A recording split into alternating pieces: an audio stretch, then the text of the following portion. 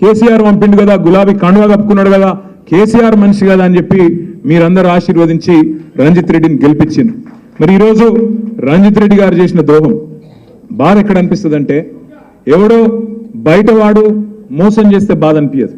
నీతోనే నీడలాగా తిరిగి, నీతోనే 24 గంటలు ఉండి, నీ పక్కనే కూర్చొని, నీతోనే అన్ని మాటలు చెప్పి, అన్ని మంచి మాటలు చెప్పి, కష్టకాలంలో ఉంటామని చెప్పి మాటిచ్చి అక్కడ కేసీఆర్ గారి కూతురు అరెస్ట్ అవుతుంటే ఇక్కడ నవ్వుకుంటూ తుమ్ముకుంటూ ఇద్దరు పోయి కండువా కప్పుకునే దృశ్యం ఏదైతే ఉన్నదో తప్పకుండా దానికి బదిలా తీసుకోవాల్సిన బాధ్యత మన మీద ఉన్నది అనే మాట నేను మీకు విజ్ఞప్తి చేస్తా ఉన్నా.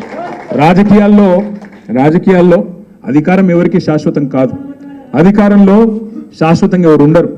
కానీ అధికారం పోంగనే ఆగమాగమైపోయి ఇవాళ తమ ప్రయోజనాలు, తమ స్వీయ ప్రయోజనాల కోసం ఇవాళ అవతల వైపు పోయి పోవడమే కాకుండా ప్రజలను మోసం చేసే కార్యక్రమం. ఆయన మొన్న రంజిత్ రెడ్డి ఒక సోషల్ మీడియాలో ఒక పోస్ట్ పెట్టిండు. చందన్ వెల్లినట రంజిత్ రెడ్డి మొత్తం పరిశ్రమలు తెచ్చిండట, యాదయ్య గారి సహకారం లేదట, యాదయ్య గారిది ఏం లేదట, మా తమ్ముడు అవినాష్ రెడ్డిది ఏం లేదట, మొత్తం రంజిత్ రెడ్డి పట్టుకొచ్చి అక్కడ పరిశ్రమలన్నింటినీ పెట్టించిన అని చెప్పి సోషల్ మీడియాలో చెప్పుకుంటా ఉన్నాడు. ఇంతకంటే సిగ్గుచేటు ఇంకోటి ఉంటుందా? దయచేసి మీరు ఆలోచించాలని కోరుతా ఉన్నా. ఇంకొక మాట కూడా నేను మీకు విజ్ఞప్తి చేస్తా ఉన్నా. ఆనంద్ చెప్పిన మాట ఏదైతే ఉందో, మళ్ళీ రేపు వచ్చి ఇదే పట్నం మహేందర్ రెడ్డి, ఇదే రంజిత్ రెడ్డి వచ్చి కేసీఆర్ గారి కాళ్ళు పట్టుకున్న మళ్ళా పార్టీలోకి రానియము అనే మాట కూడా నేను ఈ సందర్భంగా మీకు విజ్ఞప్తి చేస్తా ఉన్నా. వాళ్ళకు తప్పకుండా బుద్ధి చెప్పవలసిన బాధ్యత మన మీద ఉన్నది. వచ్చి కేసీఆర్ కాళ్ళు పట్టుకున్న మళ్ళీ అధికారంలోకి వచ్చినాక వాళ్ళని మాత్రం మళ్ళీ రానిచ్చే ప్రసక్తే లేదనే మాట కూడా నేను మీకు విజ్ఞప్తి చేస్తా ఉన్నా. ఇంకొక మాట కూడా నేను మీకు హామీ ఇస్తా ఉన్నా.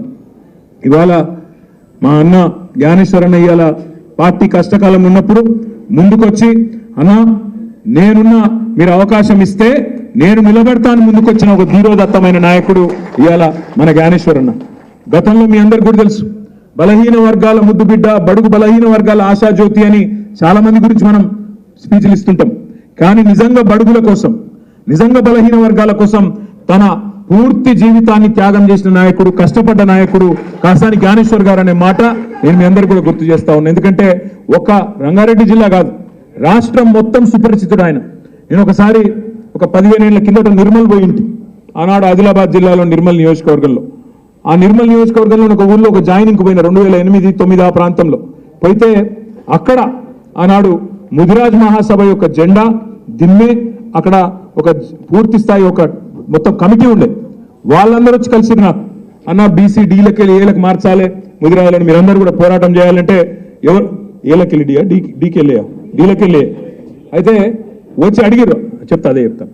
వచ్చి అడిగితే నేను అడిగితే ఎవరు ఆర్గనైజ్ చేశారు తమ్మి అంటే వాళ్ళందరూ చెప్పిండ్రు, అన్న మా నాయకుడు కాసాని జ్ఞానేశ్వర్ గారు రాష్ట్రంలో ఇవాళ బలహీన వర్గాలకు, అందులో ముఖ్యంగా ముదిరాజ్ సోదరులకు చాలా సేవ చేసిన నాయకుడు. ఇప్పుడు అన్న యాద్ చేస్తున్నాడు, అక్క గుర్తు చెప్తే, అక్క అడిగితే చెప్తా ఉన్నాడు. అది కూడా చేపించిన అన్న, బీసీ డీలకెళ్ళి ఏలకు చేపించిన ఆనాడే పోరాటం ఫలించింది. కానీ దురదృష్టవశాత్తు హైకోర్టు ఆనాడు కొంత సుప్రీంకోర్టులో అయిపోయింది, అది కూడా సుప్రీంకోర్టులో ఒక చిన్న చిక్కు వచ్చి ఆగింది. కానీ అది కూడా అయిపోయింది, తప్పకుండా మా పోరాటం ఫలిస్తుంది అనే మాట కూడా వారు చెప్తా ఉన్నారు. వారికి హృదయపూర్వకంగా మనం సపోర్ట్ కొట్టి అభినందనలు చెప్పాలని చెప్పుకుని నేను కోరుతా ఉన్నాను.